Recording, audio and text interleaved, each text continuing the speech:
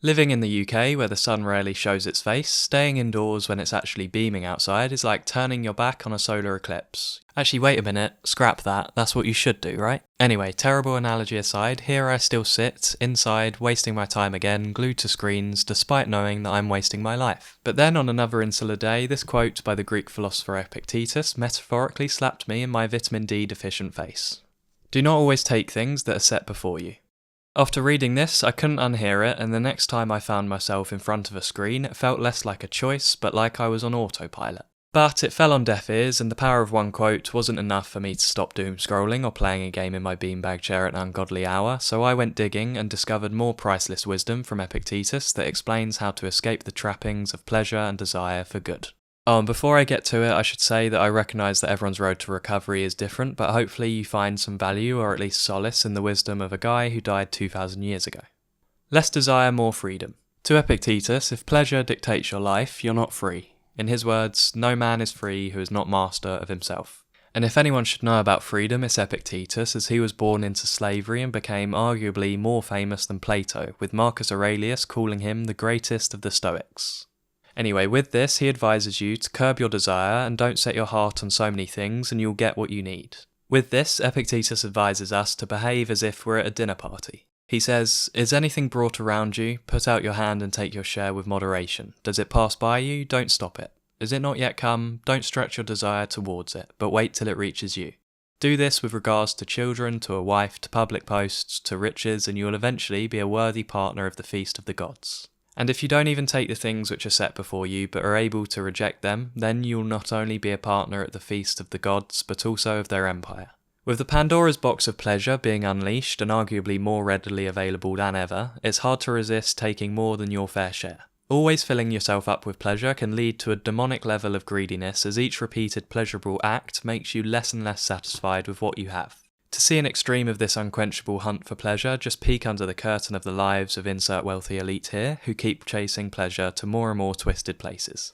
But even on the reasonable scale of pleasure, after a while of filling up on your heart's desire, as Epictetus puts it, it will spread you thin, making it harder to focus on what truly matters, i.e. what's in your best interests. Recalibrate your pleasure.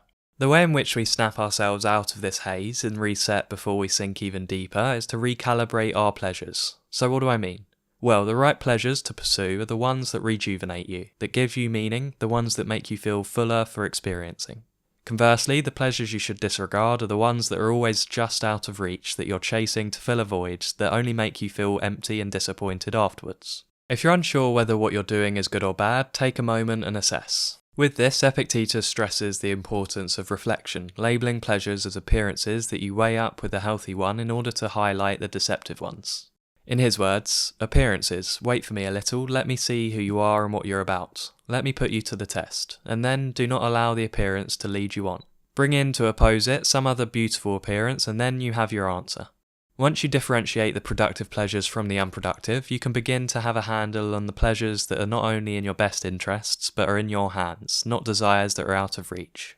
As Epictetus says, if you desire something outside of your control, you're bound to be disappointed. So, stop relying on pleasures to fix what is lacking and take heed in the fact that if you want some good, get it from yourself.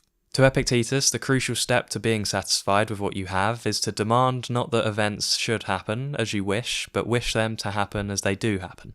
Lamenting on the outcome of events that go against your wishes is the consequence of overestimating your power in the universe. I know that does sound a bit new agey, but hear me out. The universe does not care about your wishes, yet we still try to bend it to our will and control the uncontrollable. And so Epictetus says, use only the appropriate actions of pursuit and avoidance, and even these lightly, and with gentleness and reservation. The sooner we get this balance right, following what matters and letting go of what you can't control, the sooner peace will find you. Epictetus paints a picture of what this tranquil life looks like. See how I'm not disappointed of that which I desire. See how I do not fall into that which I avoid. Set death before me and you will see. Only show that you know this, how never to be disappointed in your desire and how never to fall in that which you avoid. Thanks for dropping by, and if you enjoyed this, check out my overthinking playlist to quiet the noisy mind. See you next time.